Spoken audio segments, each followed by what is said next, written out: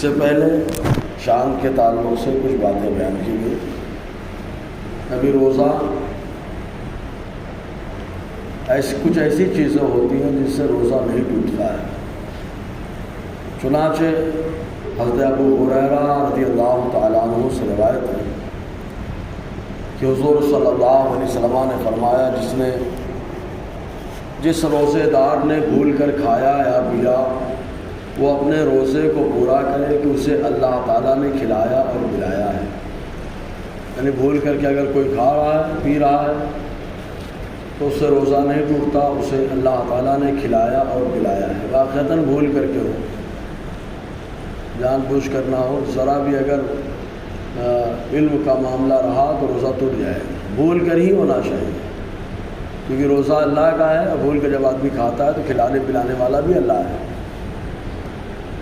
ایک روایت میں یوں آیا، حضرت ابو ہریرہ رضی اللہ تعالیٰ نے فرمایا جس پر قے نے غلبہ کیا، یعنی الٹی خود سے آئی، قے نے غلبہ کیا اس پر قضا نہیں، مطلب روزہ نہیں ٹوٹے گا، اور جس نے قصداً قے کی اس پر روزے کی قضا ہے۔ اس کو پورا مسلک سمجھیں۔ ایک خود سے قے کا آنا ہوتا ہے اور ایک قے کا لانا ہوتا ہے۔ قے یعنی الٹی، ایک ہوتا ہے خود سے آنا اور ایک ہوتا ہے اس کو لانا۔ خود سے آنا، طبیعت خراب ہے، بخار ہے، کوئی تکلیف ہے، یا مان لیجیے بدہضمی ہو گئی ہے، خود سے قے ہو گئی، چاہے جتنی ہو جائے، بالٹی ڈیڑھ بالٹی بھی ہو جائے تو کوئی فرق نہیں پڑے گا، روزہ باقی رہے گا۔ لیکن اگر کوئی غرارہ کر کے لائے، جیسے غرارہ کرتے ہیں، زبردستی غرارہ کر رہا تھا، اب قے ہونے لگی، منہ بھر ہو گئی تو روزہ ٹوٹ جائے گا۔ یہی حدیث میں آیا ہے، جس پر قے نے غلبہ کیا، یعنی خود سے قے آئی، اس پر قضا نہیں، روزہ نہیں ٹوٹے گا۔ اور جس نے قصداً جان بوجھ کر قے کی، یعنی انگلی وغیرہ کر کے، تو اس کا روزہ ٹوٹ جائے گا، اس روزے کی قضا ہے۔ حضرت انس بن مالک رضی اللہ تعالی عنہ سے روایت ہے کہ ایک شخص نے خدمت اقدس صلی اللہ علیہ وسلم میں حاضر ہو کر عرض کی، میری آنکھ میں تکلیف ہے، کیا روزے کی حالت میں سرما لگاؤں؟ روزے کی حالت میں سرما لگا سکتا ہوں؟ حضور نے فرمایا ہاں، مطلب روزے کی حالت میں سرما لگاؤ، کوئی حرج نہیں۔ حتیٰ کہ فقہاء نے فرمایا اگر آنکھ میں تکلیف ہے، روزے کی حالت میں کسی نے ڈراپ آنکھ میں ڈال لیا، اس کا حلق میں اثر بھی محسوس ہوا تو بھی روزہ نہیں ٹوٹے گا۔ 5 جگہ ایسی ہیں کہ ان جگہوں سے کوئی دوا یا غذا کھانے پینے کی چیز دماغ یا پیٹ میں چلی جائے تو روزہ ٹوٹ جاتا ہے۔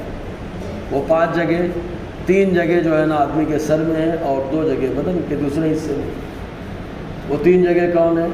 منہ سے کوئی چیز چلی جائے، دوا جائے یا کھانے کی چیز جائے پیٹ میں یا دماغ میں، روزہ ٹوٹ جائے گا۔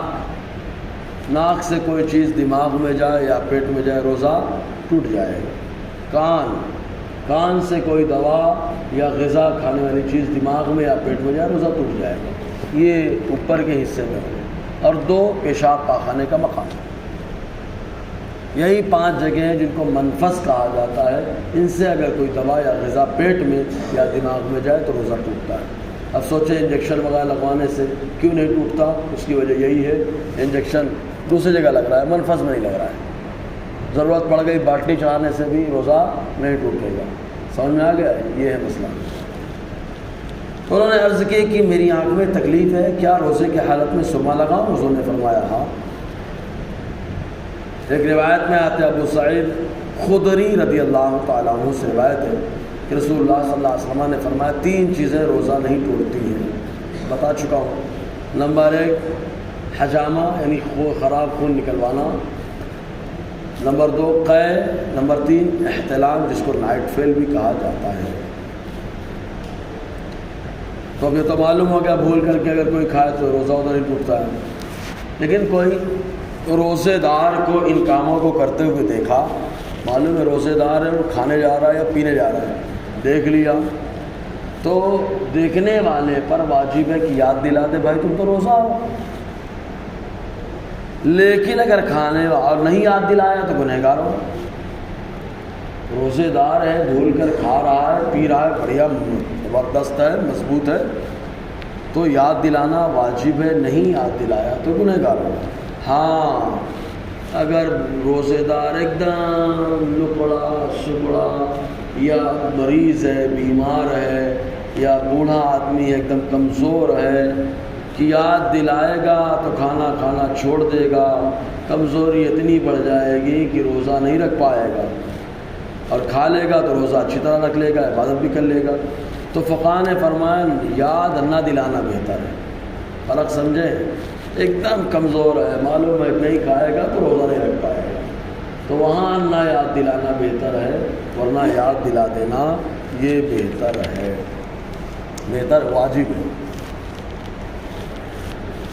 کبھی کبھی کیا ہوتا ہے، آدمی بیٹھا ہے، منہ کھلا رہتا ہے، مچھر چلا جاتا ہے، یا گاڑی وغیرہ چلاؤ مکھی چلی جاتی ہے، ہوتا ہے، تو مکھی چلی گئی، یا ماشاءاللہ اپنے شہر کے راستے بڑے پیارے پیارے ہیں، پیارے پیارے راستے میں جا رہے تھے، ماشاءاللہ دھول اڑ کے آئی، منہ میں چلی گئی، دھول اڑ کے چلی گئی، یا ماشاءاللہ رکشے سے پیچھے جا رہے تھے، دھواں چلا گیا رکشے کا، یہ ہوتا ہے عام طور سے، اس لیے تو فقہاء نے کیا لکھا ہے اس سلسلے میں، تو مکھی یا دھواں یا غبار، ڈسٹ، دھول حلق میں جانے سے روزہ نہیں ٹوٹتا۔ مکھی چلی گئی تو روزہ نہیں ٹوٹے گا، دھواں چلا گیا روزہ نہیں ٹوٹے گا، غبار چلا گیا، مٹی چلی گئی تو روزہ نہیں ٹوٹتا، چاہے وہ غبار آٹے کا ہی ہو، آدمی چکی میں کام کر رہا ہے تو اسی کی غبار ہو تو اس سے روزہ نہیں ٹوٹے گا۔ ہاں ایک صورت ہے کہ آدمی کا روزہ ٹوٹ جائے گا، وہ کیا صورت ہے؟ بڑھیا دھواں نکل رہا ہے، مزہ لے رہا ہے، جیسے کوئی سگریٹ پی رہا ہے، بازو میں سگریٹ کا دھواں نکل رہا ہے، وہ اللہ پی نہیں رہا ہوں، دھواں ہی لے لوں اندر، تو پھر تو روزہ ٹوٹ جائے گا۔ ایسے ہی دھواں لیا روزہ ٹوٹ گیا۔ اب آدمی عام طور سے نہاتے ہیں، نہا کر ہی روزہ مکمل ہوتا ہے، تو کوئی 2 بار نہا لیتا ہے، کبھی کبھی گرم موسم ہے، کارخانے میں آدمی کام کر رہا ہے تو نہایا، بدن میں تراوٹ محسوس ہوئی، ٹھنڈک محسوس ہوئی، تو اس سے روزے کا کیا حکم ہے؟ فقہاء فرماتے ہیں غسل کیا،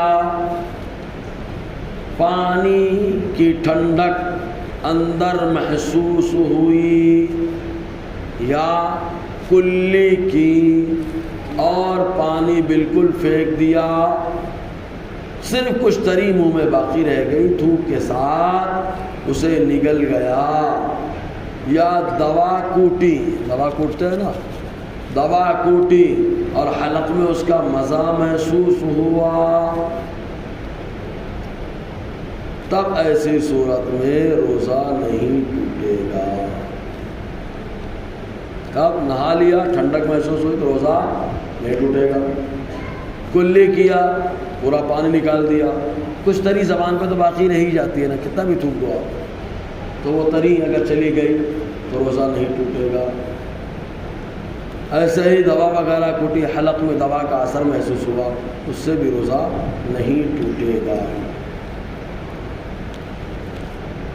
مکھی حلق میں چلی گئی، روزہ نہ گیا، لیکن کوئی آدمی بیٹھا تھا، آئے گی مکھی اب بھی چبا ڈالوں گا، اپنے ارادے سے پکڑ کے کر کے کھا لیا، ہوتے کچھ بھائی میلے کچھ ہے، مٹی کھاتے رہتے، کچھ بھی کھا جاتے ہو تو اگر کسی نے جان بوجھ کر قصداً مکھی کھا لی تو اب اس کا روزہ ٹوٹ گیا، جان بوجھ کر کے وہ کھا رہا ہے، تب ایسی صورت میں اس آدمی کا روزہ ٹوٹ جاتا ہے۔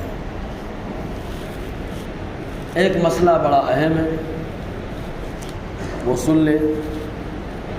جنابت کی حالت میں صبح کی، چونکہ شادی شدہ لوگوں کا معاملہ بھی ہوتا ہے، ملاقات کا معاملہ بھی آتا ہے، پہلے تو ملاقات نہیں کر سکتے تھے، لیکن اللہ تبارک و تعالیٰ نے کرم فرمایا، الآن باشروہن، اللہ تعالیٰ نے اجازت دی، اور معاملہ یہ آیا کہ ایک صحابی نے آ کر کے حضور کی بارگاہ میں عرض کیا، رات میں تو ملاقات کرنے کی میاں بیوی کی اجازت نہیں ہے شروع دور میں، تو ہم نے تو ملاقات کر لی ہے۔ جب انہوں نے پوچھا تو حضرت عمر نے کہا ہم نے بھی ملاقات کر لی ہے۔ تب اللہ تبارک و تعالیٰ نے رات میں میاں بیوی کی ملاقات کی اجازت دے دی۔ ملاقات سب سمجھدار ہے۔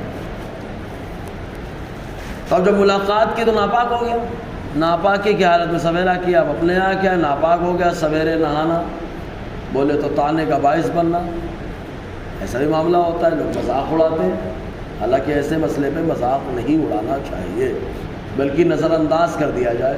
ایک صحابی ایک صحابیہ کے پاس گئے، اتفاق سے ایسا ہوا خارج ہو، مرد کی تو کوئی معیوب نہیں مانتا، لیکن اگر عورت کی ہوا خارج ہو اور آواز نکل جائے تو لوگ برا سمجھتے ہیں۔ تو اتفاق سے ان کے ساتھ یہ حادثہ پیش آ گیا۔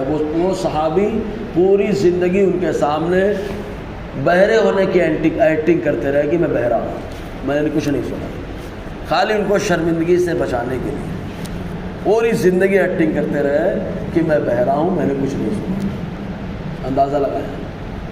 تو اب ناپاکی کی حالت میں آدمی نے سویرا کر لیا، سحری کھا لیا، نہا نہ سکا، سویرا کر لیا اس نے، بلکہ ایسا معاملہ بھی ہو گیا کہ وہ دن بھر نہا ہی نہیں پایا، ناپاک ہی رہا، تو بھی روزہ نہ گیا، روزہ ہو جائے گا، روزہ ہو جائے گا۔ ناپاکی کی حالت میں بھی روزہ رکھا، روزہ ہو جائے گا، مگر اتنی دیر غسل نہ کرنا کہ نماز قضا ہو جائے گناہ اور حرام ہے۔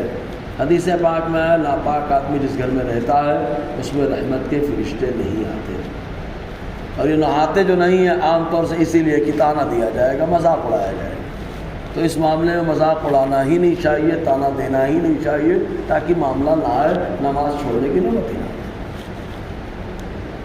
ایسا ہی تل یا تل کے برابر کوئی چیز چبائی، کوئی بھی چیز ہوتا ہے آدمی منہ میں تھوڑا سا آتا ہے تو پوچھنے لگتا ہے، جیسے دھاگے پوچھنے لگتا ہے، تو تل یا تل کے برابر کوئی چیز چبائی اور تھوک کے ساتھ حلق سے اتر گئی تو روزہ نہ گیا۔ ہاں اگر ایسی کوئی چیز چبائی جیسے شکر کا دانہ کہ اس کا مزہ حلق میں محسوس ہو رہا ہے تو اب روزہ ٹوٹ جائے گا۔ یہ بڑے اہم مسائل تھے۔ اللہ تبارک و تعالیٰ ان مسائل کو عام کرنے کی توفیق عطا فرمائے انشاءاللہ، اور آگے گفتگو رہے گی۔